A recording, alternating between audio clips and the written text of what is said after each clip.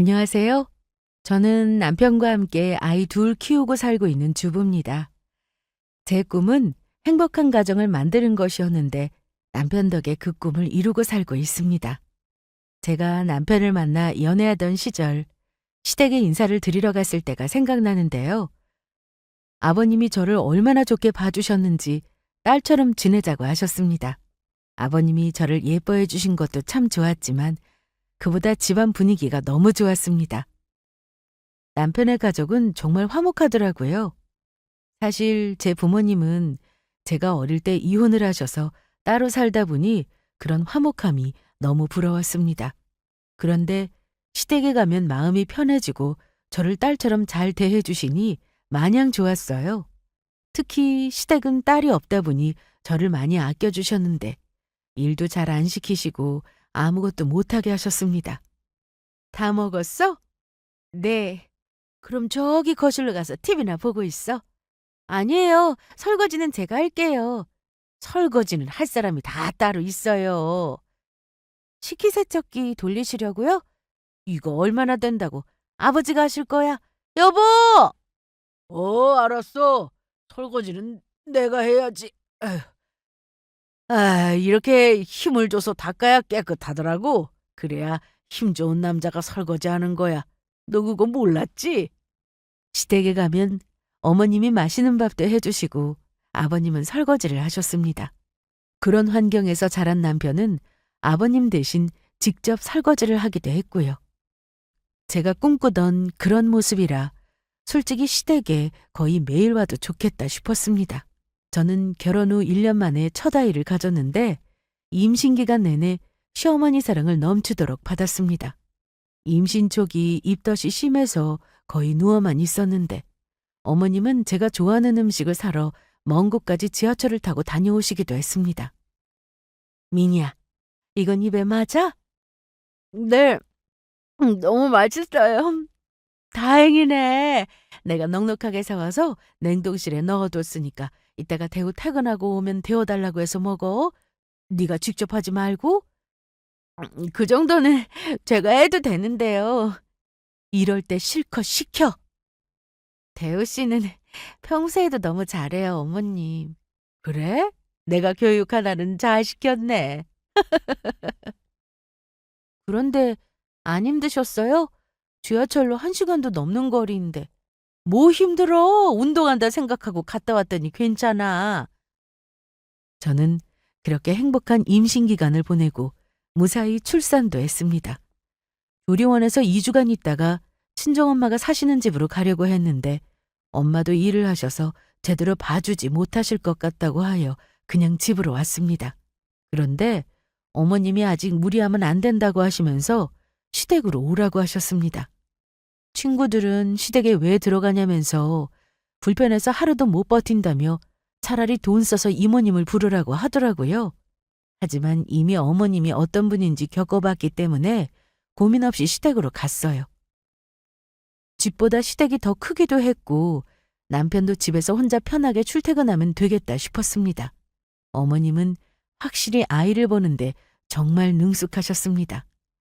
저는 모유 수유를 하느라 아이와 거의 붙어 있었는데 어머님은 그런 저를 위해 매 끼니 다른 반찬으로 밥도 차려주시고 아이 목욕도 시켜주셨습니다.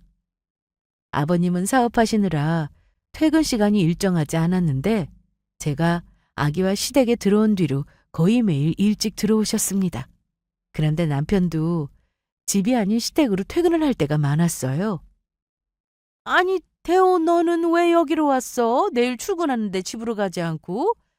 애 아빠가 애 보러 오는 게 당연하죠, 엄마. 그럼 얼른 보고 가. 오늘은 여기서 자고 갈래요. 뭐? 저도 애 보고 싶단 말이에요.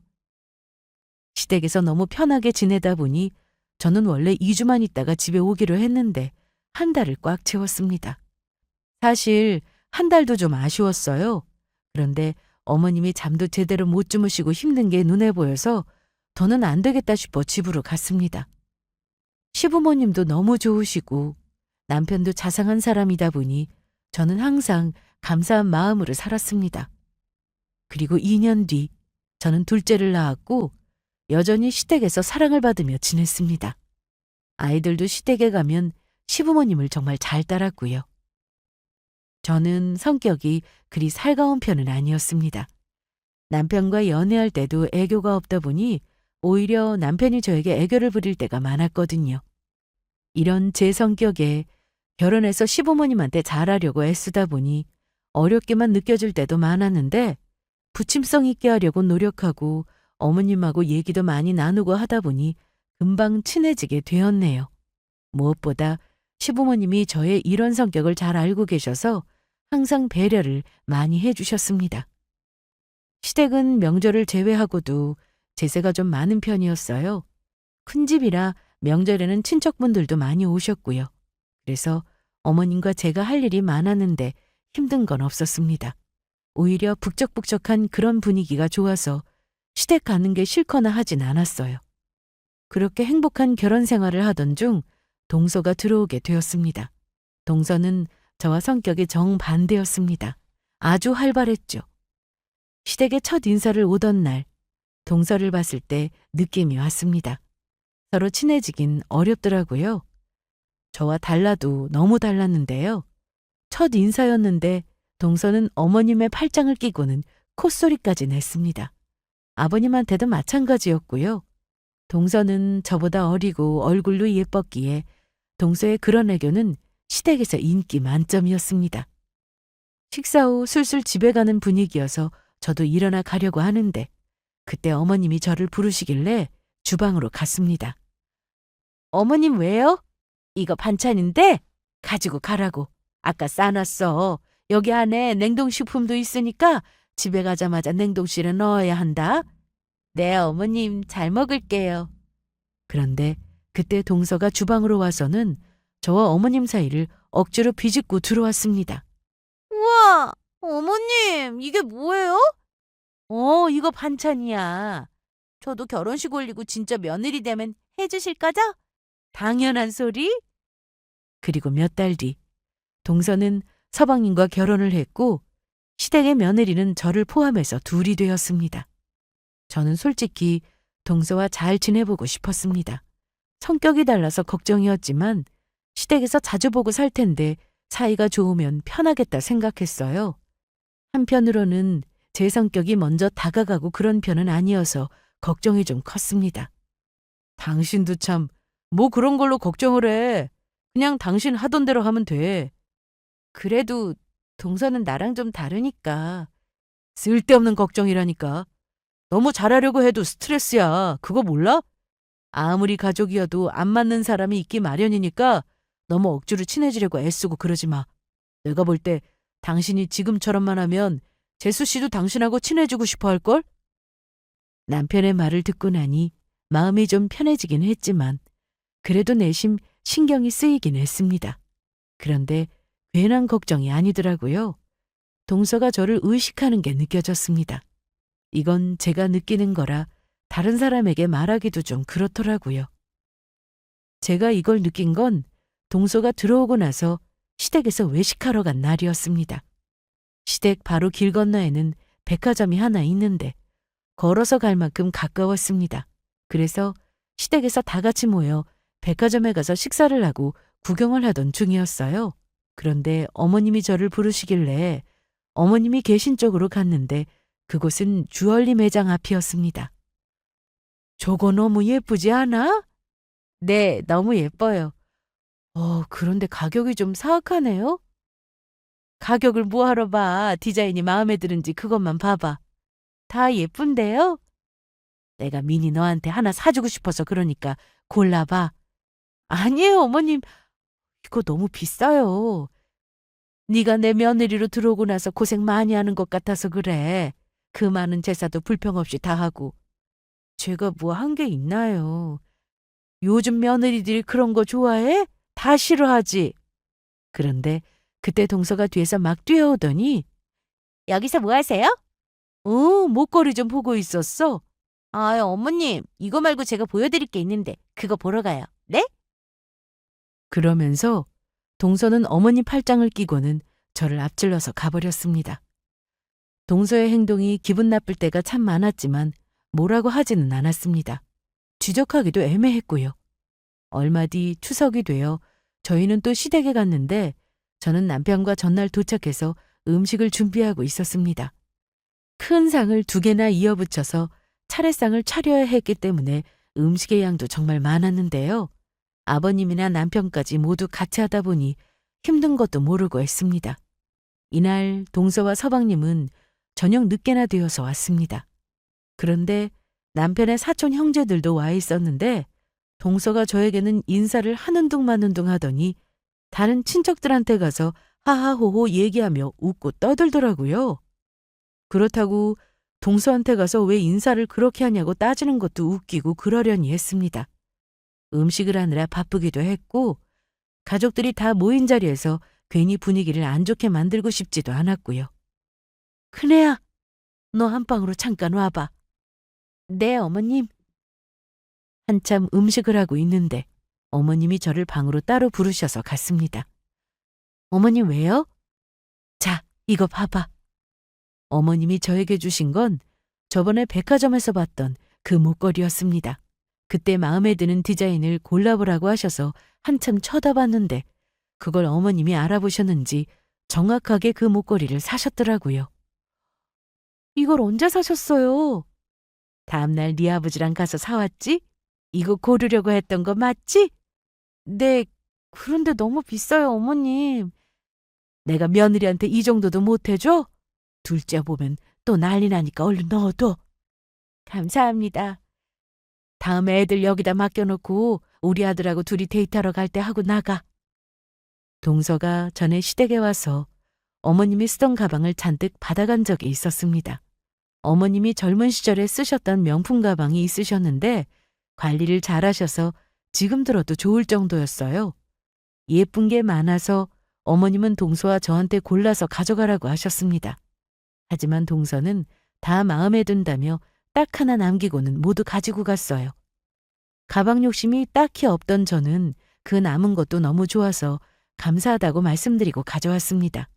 그런데 어머님은 그게 좀 마음에 쓰이셨는지 저만 따로 불러서 선물을 주신 것 같다는 생각이 들었습니다. 암튼 그렇게 목걸이 상자를 앞치마 주머니에 넣고 나가려는데 동서가 기가 막히게 눈치를 채고는 방으로 들어왔습니다. 어머, 여기 계셨어요?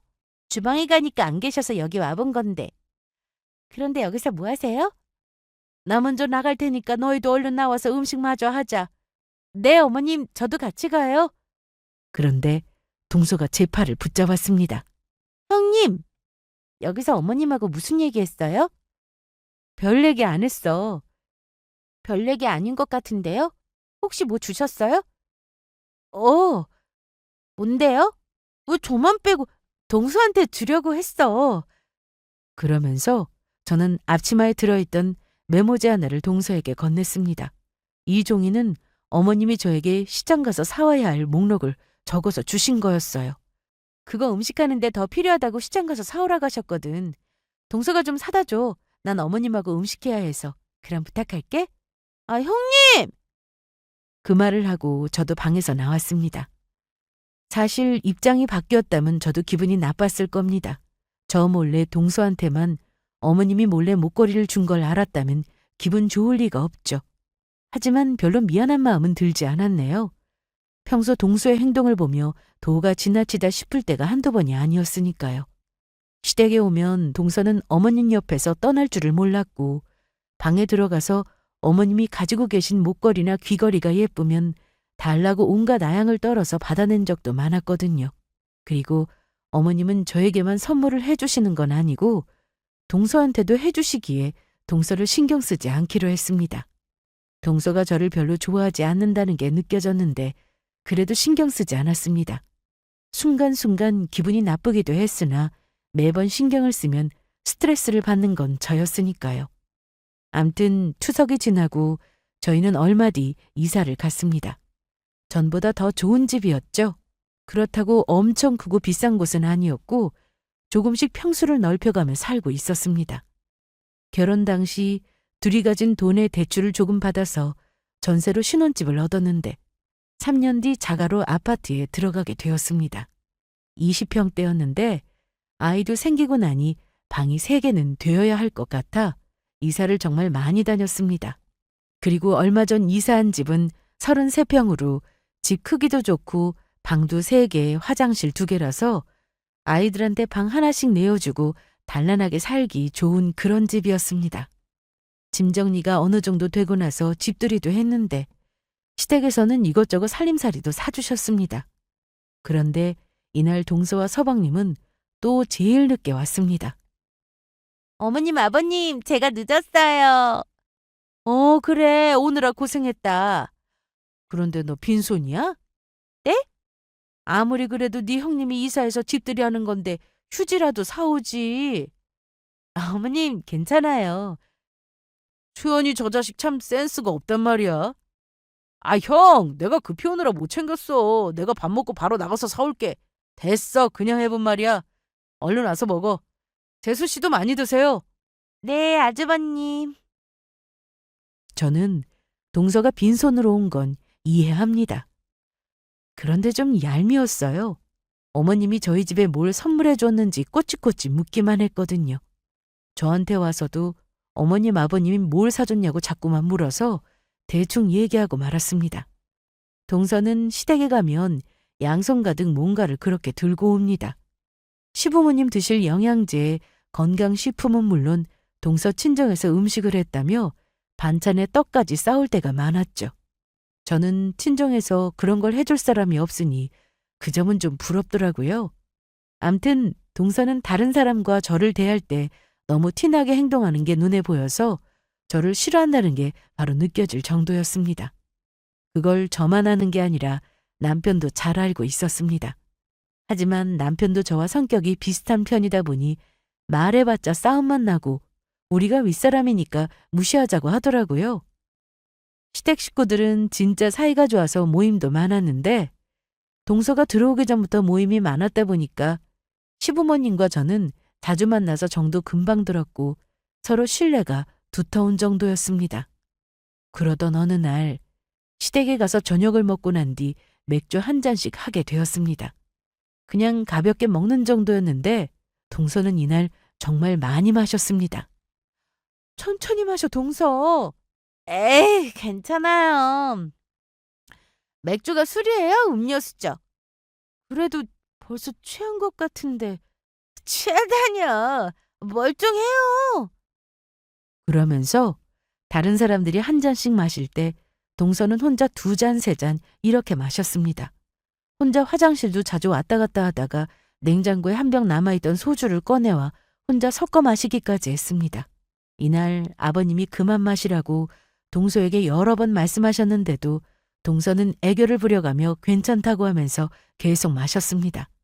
옆에 있던 서방님도 그런 동서를 굳이 말리지 않았습니다. 아버지, 그냥 두세요. 우리 은서 술 잘 마셔요. 이 정도로 취하고 그러지 않아요. 저는 적당히 마시다가 안주가 좀 부족한 것 같아서 주방에 혼자 가서 챙기고 있었는데 동서가 그런 저를 따라왔습니다. 비틀거리며 주방으로 들어오길래 동서, 괜찮아? 물이라도 마실래? 그런데 이때 동서가 갑자기 정색을 하며 멀쩡한 목소리로 형님, 저랑 얘기 좀 해요. 그래서 저희는 세탁실로 가서 따로 얘기를 나눴습니다. 동서, 취한 거 아니었어? 취하다뇨. 그거 먹고 무슨 취해요. 그래. 그런데 무슨 할 말이 있어서 그래? 제가 형님한테 뭐 잘못한 거 있어요? 갑자기 그게 무슨 말이야? 아니, 왜 다들 형님만 찾고 그러는 건데요? 왜 형님만 다들 좋아하냐고요? 혹시 저 몰래 가족들한테 뇌물이라도 준 거 아니에요? 어머님, 아버님께 선물 드리고 용돈 드리고 그러는 거 아니냐고요? 이때 저는 동서가 좀 무서웠습니다. 말투나 목소리 이런 게 무서웠다는 게 아니라 보통이 아니라는 생각에 무서웠어요. 가족들 앞에서는 취한 척하고 제 앞에서는 다시 멀쩡한 모습으로 돌아와 저렇게 말하니까 소름이 돋기도 했습니다. 저와 동서는 대충 얘기를 끝내고 저는 안주를 챙겨 다시 자리로 돌아왔는데 몇 분 뒤 동서는 다시 비틀거리며 걸어왔고 갑자기 어지럽다며 어머님 무릎에 누워버렸습니다. 정말 대단하더라고요. 동서, 아까 나랑 얘기할 때는 안 취해 보이던데? 네? 에이, 무슨 말씀이세요? 저 완전 취했어요. 어지러워. 어머님, 저 여기 조금만 더 누워 있을게요. 그래, 그래. 에이, 그러길래 적당히 좀 마시지. 내일 속 쓰릴 텐데 큰일이네. 그럼 어머님이 해장국 끓여주세요. 네? 진짜 나 같은 시어머니 없다. 안 그래? 그럼요. 어머님 최고. 동서는 정말 배우를 해도 될 정도로 연기가 수준급이었습니다. 저는 첫째를 낳고도 계속 회사를 다녔는데 둘째가 태어나면서부터는 직장 생활이 쉽지 않아 결국 쉬게 되었습니다. 그래서 외벌이가 되었죠. 저와 남편은 전보다 벌이도 줄고 아이는 둘이나 되니 돈 나갈 곳도 많아 아껴 쓰며 살았습니다. 한 달 뒤가 어머님 생신이라 저는 좋은 선물을 해드리고 싶었는데요. 어머니께 옷 사드릴까? 아니면 가방? 그래도 현금이 제일 낫지 않을까? 그러네. 현금 들여서 알아서 쓰시라고 하면 되겠다. 그래, 현금이 최고지. 그래서 남편과 얘기 끝에 저희는 100만 원을 드리기로 했습니다. 마음 같아서는 더 드리고 싶었는데 맞벌이였다면 가능했겠지만 외벌이라서 적당히 결정한 금액이었습니다. 내년 생신 때 조금 더 챙겨드리는 걸로 하고 이번엔 이렇게 드려야지 했어요. 남편이 그래도 좋은 회사에 다니고 있어서 외벌이로 부족함 없이 살고 있었는데 저까지 같이 벌었더라면 더 좋았을 걸 하는 아쉬움이 있었네요. 아무튼 어머님 생신 때 케이크도 하나 맞춰서 시댁의 아이들과 함께 갔습니다.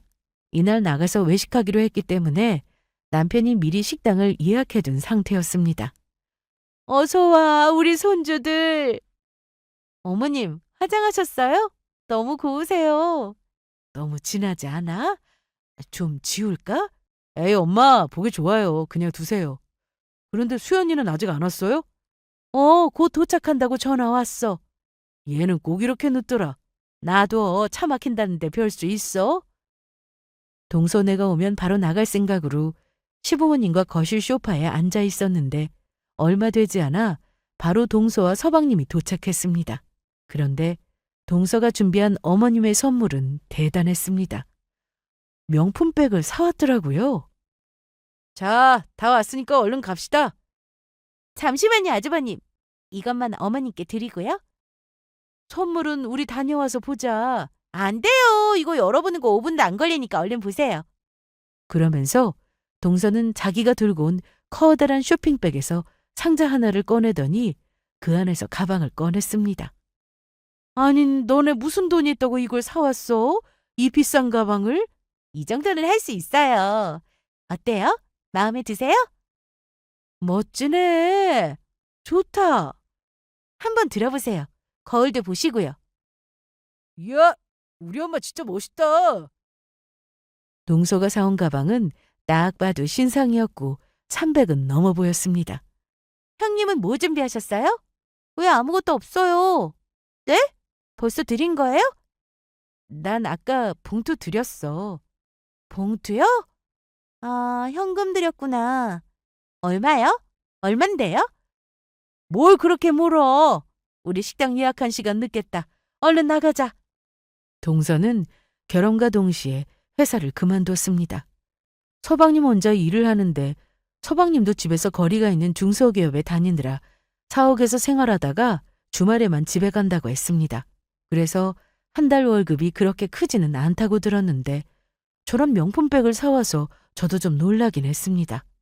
이날뿐만 아니라 동서는 시댁에 갈 때면 항상 양손에 뭔가를 들고 가는데 그러다 보니 동서한테 따로 돈이 좀 있는 건가 생각이 들기도 했죠.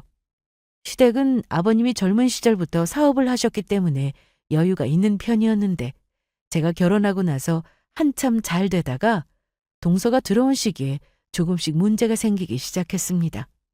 처음에는 원래 사업이라는 게 잘 될 때도 있고 그러지 못할 때도 있으니 크게 걱정하지 않았어요. 남편에게 얘기해도 걱정할 정도는 아니니 괜찮다고 했고요.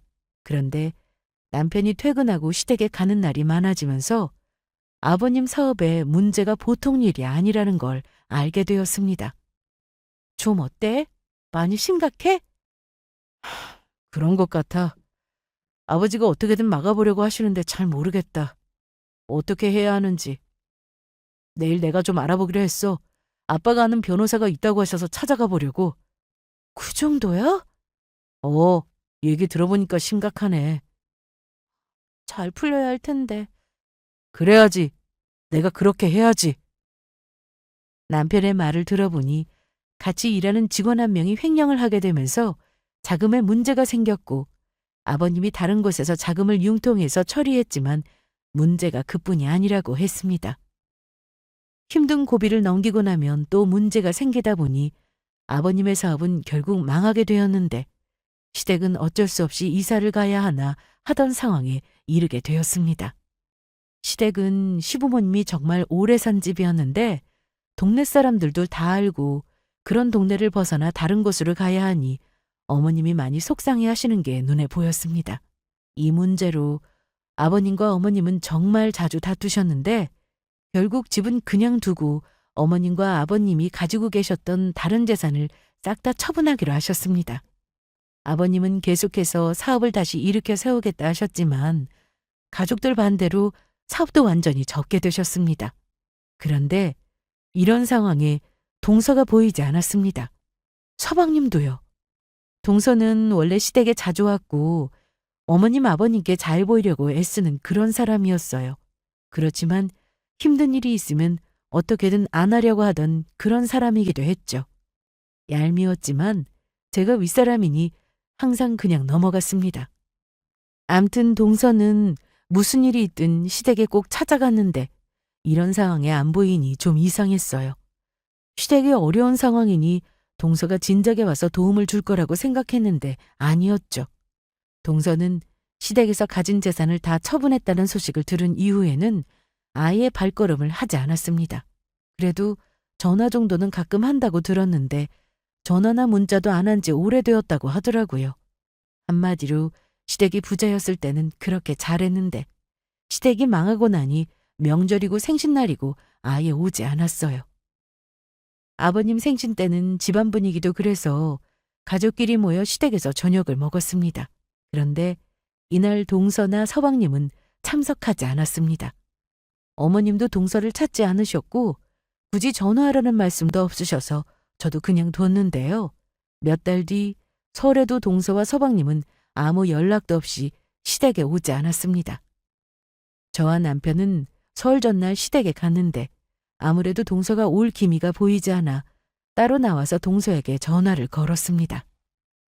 여보세요? 동서, 나야. 네, 형님. 오랜만이에요.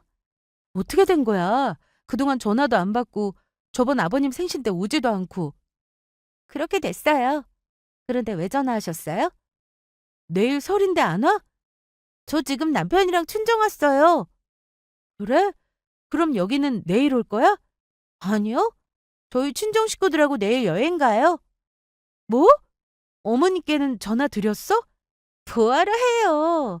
그리고 형님만 대표로 가면 되지 저까지 갈 필요 있어요? 이제 거지 시댁은 안 갈게요. 잘해봤자 돌아올 것도 없는데 그냥 연 끊고 싶어요. 뭐라고? 아니 동서 무슨 말을 그렇게 해? 거지? 그리고 연을 끊는다는 말을 뭐 그렇게 쉽게 해? 제가 밖에서 전화 통화를 하고 있는 걸 어머님이 아셨는지 제가 한참 동서한테 뭐라고 하자 어머님이 전화를 뺏어서는 둘째 너 여기 안 오는 거야? 내가 아무 말 안 한다. 사돈께 안부 잘 전해드리고 네 말대로 우리 이제 거지 됐으니 올 필요 없다. 그런데 어머님과 전화 통화를 한 동서는 그날 저녁 시댁으로 와서 서방님과 함께 울고불고 난리를 쳤습니다. 어머님이 폭탄 선언을 하셨거든요. 어머님은 이날 저와 남편을 앉혀두시고 이런 말씀을 하셨습니다. 우리가 더 나이 들기 전에 재산 정리를 하고 싶어. 아버지랑은 얘기 다 끝냈다. 재산 정리라뇨? 나중에 유산으로 형제끼리 재산 싸움 나는 거 난 그 꼴 보기도 싫고 우리는 주고 싶은 자식한테 줄란다. 저번에 아버님이 사업이 망하면서 가지고 계신 재산을 다 정리한 걸로 알고 있었는데 작은 땅 하나가 남아있다고 하셨습니다. 이건 남편도 모르고 있던 거였고요. 부동산에서 다른 건 다 팔아도 그건 가지고 계시라고 해서 남겨두셨다고 했는데요. 그거 하나 남았는데 우리한테 주시면 어떡해요. 그냥 가지고 계세요. 네 아버지 지금 친구네 가게에서 일하고 계시잖아. 돈 버니까 우리 생활비는 걱정하지 않아도 돼. 둘이 먹고 사는데 충분해. 아껴 쓰면 되고. 저희에게 주신다는 그 땅은 크기는 작았으나 주변 지역 개발로 같이 땅값이 확 올랐는데 그래서 지금 주고 싶다고 하셨습니다. 그런데 이날 저녁 어머님이 동서와 그런 통화를 하고 나서 서방님하고 동서가 시댁으로 찾아왔는데 저와 남편은 물론 시부모님까지 반겨주는 사람은 아무도 없었습니다. 너희가 여길 뭐하러 왔냐? 아버지, 그게 다 무슨 소리예요? 아까 엄마가 형한테 땅 준다고 그랬다는데 사실이에요? 그거 확인하려고 달려온 거냐? 아니, 왜 형 혼자 그 재산을 다 가져요? 형제가 나눠야지. 안 그래요? 이러면 안 돼요. 네 형한테 주는 게 아니라 내 첫 며느리한테 주는 거다. 말은 똑바로 해. 뭐라고요? 어머님, 어떻게 그러실 수 있어요? 저는요. 왜 저한테는 안 주세요? 아버님은 부모 앞에서 재산을 나눠갔네 만회하니 화가 많이 나셨습니다. 특히 서방님은 소송 얘기도 꺼내며 피상속인이라는 말을 썼는데 뭐야? 나랑 네 엄마 이렇게 살아있는데 상속 얘기가 왜 나와? 나쁜 자식 같으니라고. 그게 아니라 아버지, 이건 말도 안 되는 거죠. 재산을 왜 형수님이 가져요? 우리는 자식 아니에요? 맞아요. 아버님, 어머님, 이거 정말 아니라고 봐요. 저 결혼하고 시댁에 정말 잘했어요. 어머니 그거 아시죠? 동서는 그동안 뭔가를 바라고 효도를 했던 겁니다. 저 결혼하고 나서 남편 월급으로 살면서 비싼 명품 하나 없이 살았어요. 남들 다 있는 명품 지갑 없이 저 브랜드도 없는 거 들고 다녔다고요. 그런데 어머님 생신 때 제가 명품백 사드린 거 카드비까지 내가면 사드렸는데 어쩜 저한테 이러실 수 있어요? 김장 때도 형님 못 온다고 해서 저 혼자 와서 어머님 도왔잖아요. 그래, 너 말 잘했다. 네가 내 생일날 비싼 명품 가방 사줘서 나 기분 좋았다. 너네 형편 뻔히 아는데 돈 모아서 샀나 보다 생각했어. 그런데 뭐 빚을 내? 누가 빚내가면서 그런 선물을 사달라고 했냐? 가져가라. 자! 이런 가방 부담스러워서 못 들겠다. 선물은 받는 사람도 기분 좋아야지.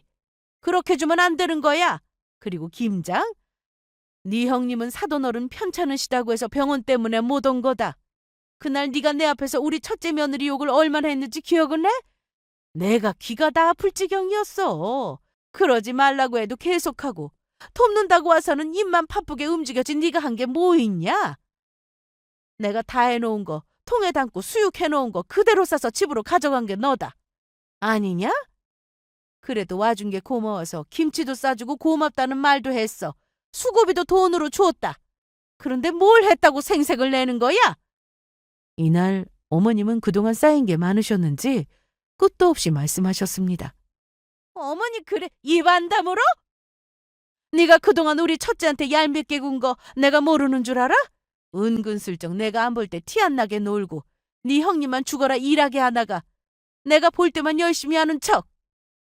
그래도 요즘 젊은 며느리들은 시댁 가는 거 싫어한다고 해서 내가 너희 둘 오는 거 고마워서 잘해주려고 애썼다. 첫째는 내가 말 안 해도 알아서 잘해. 그런데 네 앞에서 첫째 얘기하면 비교될까 봐 가만히 있었더니 네가 정말 잘해서 칭찬받은 줄 알아? 엄마, 그래도 이 사람한테 너무하신 거 아니에요? 너도 똑같아. 네 아버지 사업 때문에 힘들어하셨을 때 전화 한 통 한 적 있냐? 네 형만 왔다 갔다 법으로 어떻게 해볼 수 없는지 얼마나 고생한 줄 알아? 너네는 우리 재산 받을 자격이 없어. 뭐? 연을 끊겠다고? 어떻게 부모한테 그런 말을 해? 내가 여태까지 너네한테 돈을 달라고 했냐? 뭘 했냐? 그리고 둘째 너! 네가 시댁에 와서 한 건 효도 아니야. 효도는 뭘 바라고 하는 게 아니라고! 동서와 서방님은 시부모님께 크게 혼이 나고 돌아갔는데 일주일 뒤 동서가 집으로 찾아왔습니다. 갑자기 동서가 찾아와 당황스러웠어요. 형님, 그 땅 저희도 집은 있어요. 뭐? 아직도 그 얘기야? 재수 씨, 그만 가세요. 참나, 저희 소송 생각 중이니까 그렇게 아세요? 그건 몰랐죠? 부모가 자식한테 재산을 마음대로 줘도 법대로하면 정확히 나눠 가질 수 있다는 거. 그래, 어디 한번 해봐. 형님, 법으로 하면 어차피 저희가 이겨요. 그러니까 시간 낭비하지 말고 그냥 주세요. 싫어. 저는 단호하게 싫다고 거절했습니다. 그러자 혹시 형님도 재산 노리고 시댁에 잘한 거였어요? 내가 동서랑 똑같은 줄 알아? 난 그런 거 바란 적 없어. 거짓말. 형님네 친정 상황 저도 남편한테 다 들어서 알아요. 동서는 갑자기 상관도 없는 제 친정 얘기를 꺼내서 저를 화나게 만들었습니다. 그 얘기가 지금 왜 나와?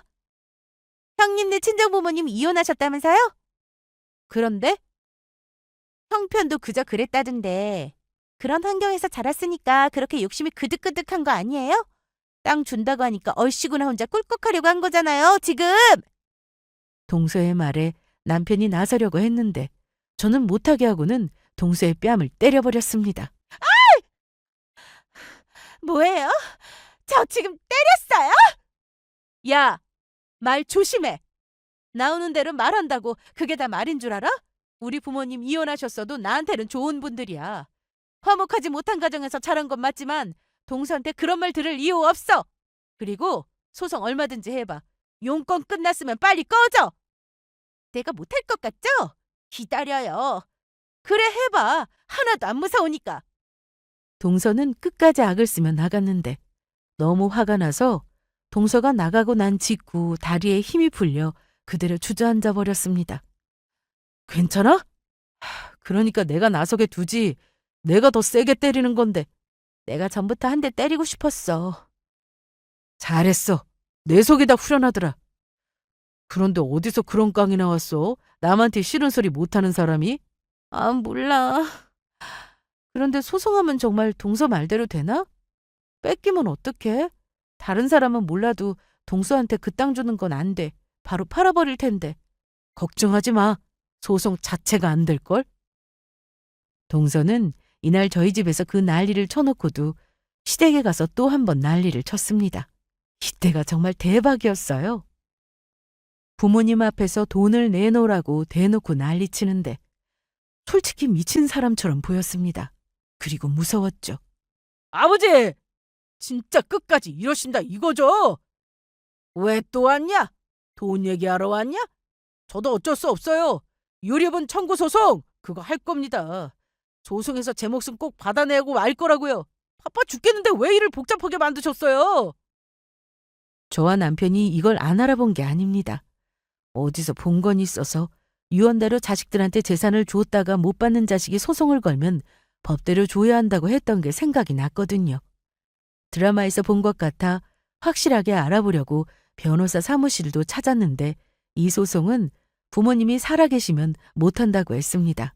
그러니 계속 소송 얘기를 꺼내는 서방님과 동서의 말에 아버님은 화가 머리끝까지 나셨어요. 우리가 죽은 것도 아닌데 벌써부터 재산 가지고 이 난리를 피워? 못된 자식. 그럼 처음부터 제대로 줬으면 된 거 아니에요? 아니 왜 때려요? 너 이 자식.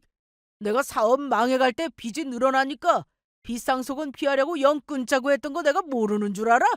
그런데 남은 재산이 있다고 하니까 그건 받고 싶냐? 어쨌든 지금 재산이 있다는 게 중요하고 형만 가져가는 건 말도 안 되는 일이에요. 똑같은 자식인데 왜 형만 챙겨줘요?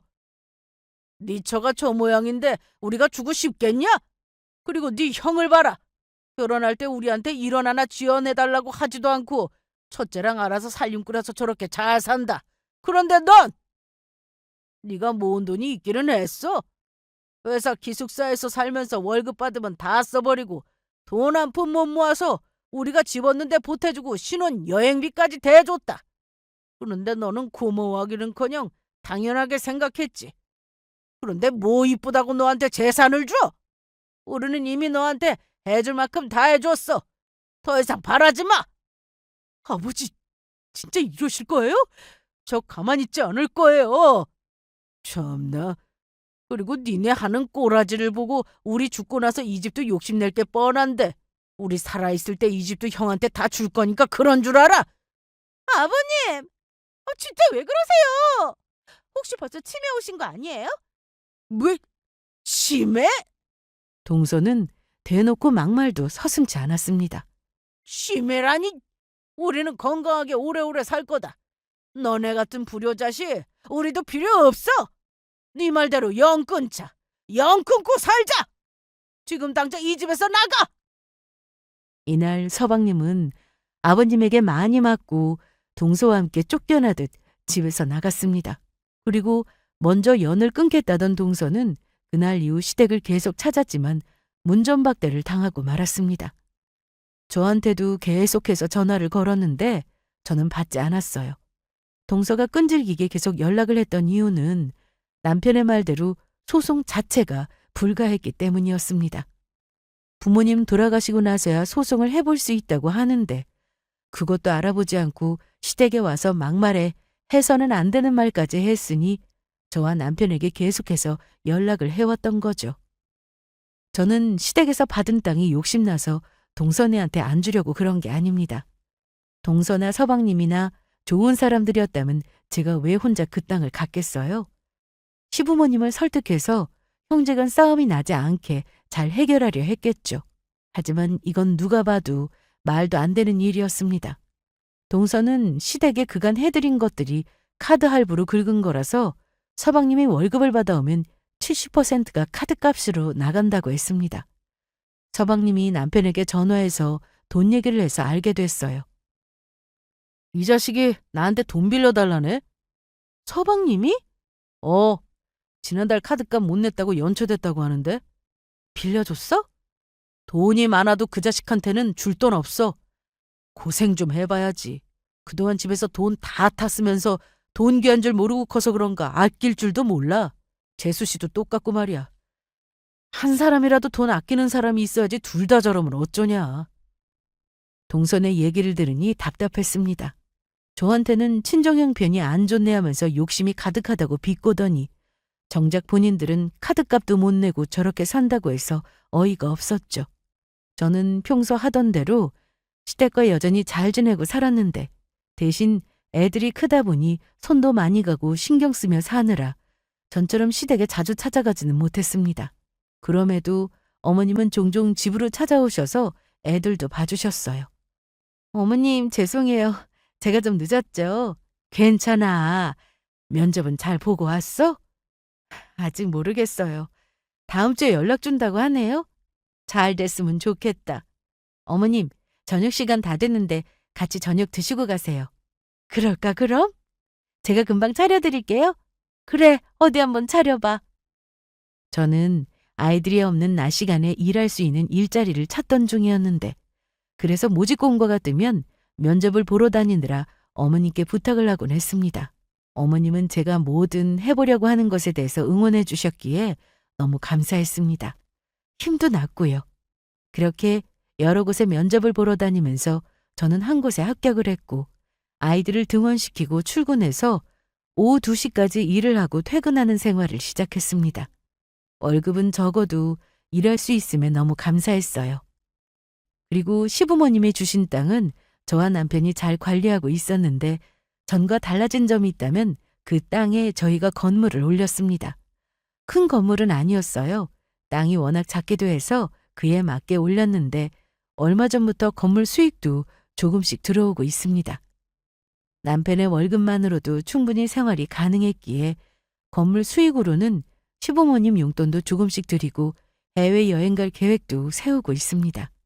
동서네와는 여전히 아무 연락도 하지 않고 지냅니다. 차단을 했기 때문에 전화가 오는지는 모르지만요. 남편은 그래도 동생이니까 서방님과 가끔 통화는 하는 것 같은데 여전히 생활이 어렵다고 들었어요. 카드값으로 생활비를 다 써버리면 현금이 없어서 또 카드를 쓰고 악순환의 연속이라고 했죠.